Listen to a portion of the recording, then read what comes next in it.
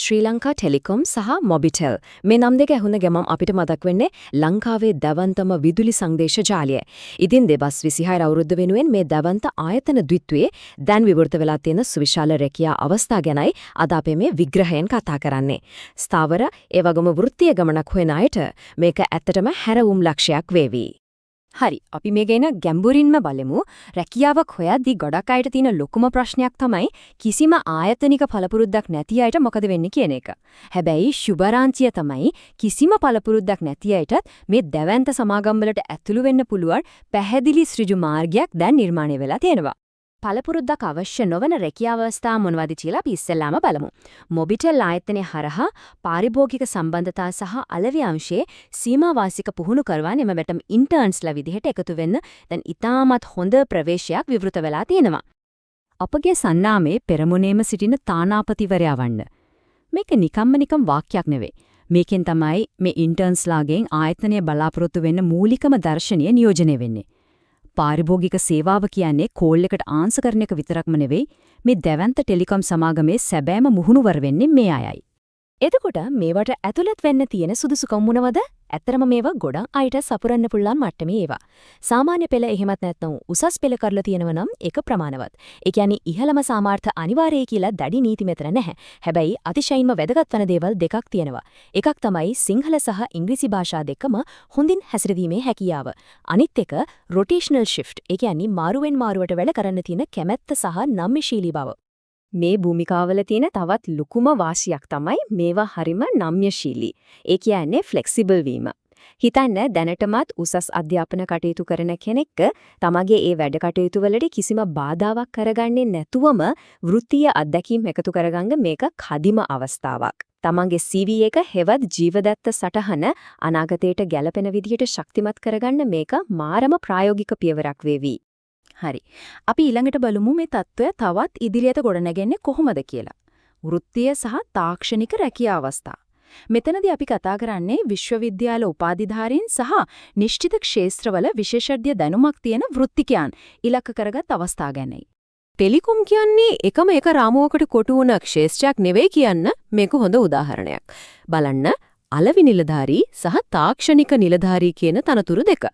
අලෙවි නිලධාරියෙක්ට අලෙවිකරණය සම්බන්ධ ඩිප්ලෝමාවක් අවශ්‍ය වෙද්දී තාක්ෂණික නිලධාරියෙකුට ඊට හාත්පසින්ම වෙනස් ඉංජිනේරු සහ තාක්ෂණික සුදුසුකම් සපුරන්න සිද්ධ වෙනවා. මේ ක්ෂේත්‍ර දෙකේ තියෙන විවිධත්වය එතනින්ම පැහැදිලි නේද? අලෙවි නිලධාරී තනතුර ගැන තවදුරටත් බැලුවොත් මෙතනදී සුදුසුකම් ගැන ටිකක් දැඩිව බලනවා. සාමාන්‍ය පෙළ විෂයන් 6ක් සමත් වීම අනිවාර්යයි. ඒ වගේම සිංහල, ඉංග්‍රීසි සහ ගණිතය කියන විෂයන්ට අනිවාර්යෙන්ම සම්මාන. ඒ කියන්නේ C සාමාර්ථ තියෙන්නම ඕනේ. ඊට අමතරව ස්ලිම් ඩිප්ලෝමාවක් හෝ SLQ මට්ටම 4ක සුදුසුකමක් තියෙන්නත් ඕනේ. වයස අවුරුදු 35ට අඩුවීම අනිවාර්ය කොන්දේසියක් වෙනවා වගේම මේ අංශයෙන් අවුරුද්දක වගේ පළපුරුද්දක් තියෙනවා නම් ඒක ලොකු වාසියක්. ඊළඟට සිවිල් ඉංජිනේරු පුරප්පාඩු. මේවට නම් ඊටමත් ඉහළ මට්ටමේ අධ්‍යාපනික සහ වෘත්තීය සුදුසුකම් අවශ්‍ය වෙනවා. සිවිල් ඉංජිනේරු විද්‍යාව පිළිබඳ පිළිගත් අවුරුදු 4ක BSc උපාධියක් අනිවාර්යයි. ඒකම අදාළ වෘත්තීය ආයතනවල අනුබද්ධ සමාජිකත්වය ලබාගෙන තියෙන්නත් ඕනේ. මෙතනදිත් වයස අවුරුදු 35ට අඩුවීම ප්‍රධාන කොන්දේශයක් විදිහට සඳහන් වෙනවා. සිවිල් අංශයේ තාක්ෂණික නිලධාරී තනතුරු ගත්තොත් කලින් වගේම අනිවාර්ය විෂයන් වලට C සාමාර්ථ එක්ක සාමාන්‍ය පෙළ සමත් වීම මූලික අවශ්‍යතාවයක්.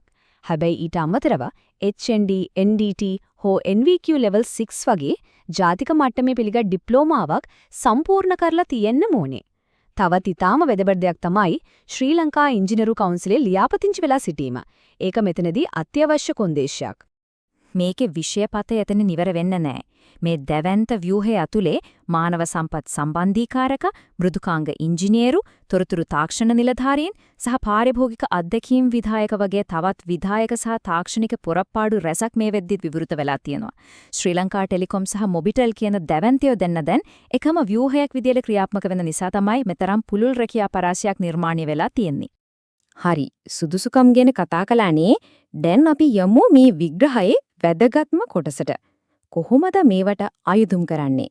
මොකද කොච්චර සුදුසුකම් තිබුණත් නිවැරදිව ඇප්ලයි කළේ නැත්නම් ඒකෙන් රැකියාවට අයදුම් කරන විදිහ දැනගන්න කලින් ඔබ අනිවාර්යයෙන්ම දැනගත යුතු කරුණක් තමයි මෙවැනි රැකියා සඳහා අයදුම් කිරීමේදී ඔබ සතුව අනිවාර්යයෙන්ම ඔබේ යාවත්කාලීන තොරතුරු නිවැරදිව ඇතුළත් කර සකසාගත් CV එකක් සතු විය යුතු බව. ඉතින් තාමත් ඔබ සතුව එවැනි CV එකක් නැත්නම් දැම්ම ඔබට පුළුවන් ලංකාවේ අඩුම මිල ගණන් යටතේ අඩුම කාලයකින් ඔබටම ගැළපෙන දෙස් විදස් පිළිගන්නා නියමිත වෘත්තීය මට්ටමේ CV එකක් අපි ලවා නිර්මාණය කරගන්න. එවැනි CV එකක් ඔබට අවශ්‍ය නම් දැන්ම තිරේ දිස්වන අපේ 078 319 85 කියන අංකයට අදම WhatsApp පණිවිඩයක් එවන්න. හරි එහෙනම් අපි දැන් බලමු ඔබ කොහොමද මේ රැකියාවට අදාළ අයදුම් පත්‍රය හා අනිකුත් විස්තර ලබාගෙන නිවැරදිව රැකියාවට අයදුම් කරන්න කියලා. මුලින්ම ඔබට කරන්න තියෙන්නේ www.rakia.online අපේ වෙබ් අඩවියට පිවිසෙන එක. මේ සඳහා ඔබට අවශ්‍ය නම් මේ පහළ වීඩියෝ එකේ අපි ලබා දී තියෙන ලින්ක් එක උනත් භාවිතා කරලා වෙබ් අඩවියට ලේසියෙන්ම පිවිසෙන්න පුළුවන්. ඉන්පසු මෙතන Find Jobs බටන් එක ක්ලික් කරන්න. දැන් ඔබට මෙතනින් අවශ්‍ය රැකියා වර්ගය තෝරා ගන්න පුළුවන්. ඉන්පසු ඔබට කරන්න තියෙන්නේ මෙතනට ඔබ එදිනෙදා සාමාන්‍ය ඇමතුම් සඳහා පාවිච්චි කරන ඔබේ ඩයලොග්, මොබිටෙල් හෝ හච් දුරකථන අංකයක් ඇතුළත් කරන එක. ඉන්පසු ඔබේ දුරකථනයට අපි එවන කෝඩ් එක මෙතනට ඇතුළත් කරලා ඔබට බොහොම පහසුවෙන් අපේ වෙබ් අඩවිය ලියාපදිංචි වෙන්න පුළුවන්. ඉන්පසු ඔබට අවශ්‍ය රැකියා අවස්ථාව තෝරාගෙන ඊට අදාළ අයදුම්පත හා විස්තර ඔබට බොහොම පහසුවෙන් ලබා ගන්න පුළුවන්. මේ සඳහා ඔබේ ජංගම දුරකථනය හෝ ඕනෑම පරිගණකයක් යොදා ගන්න පුළුවන්.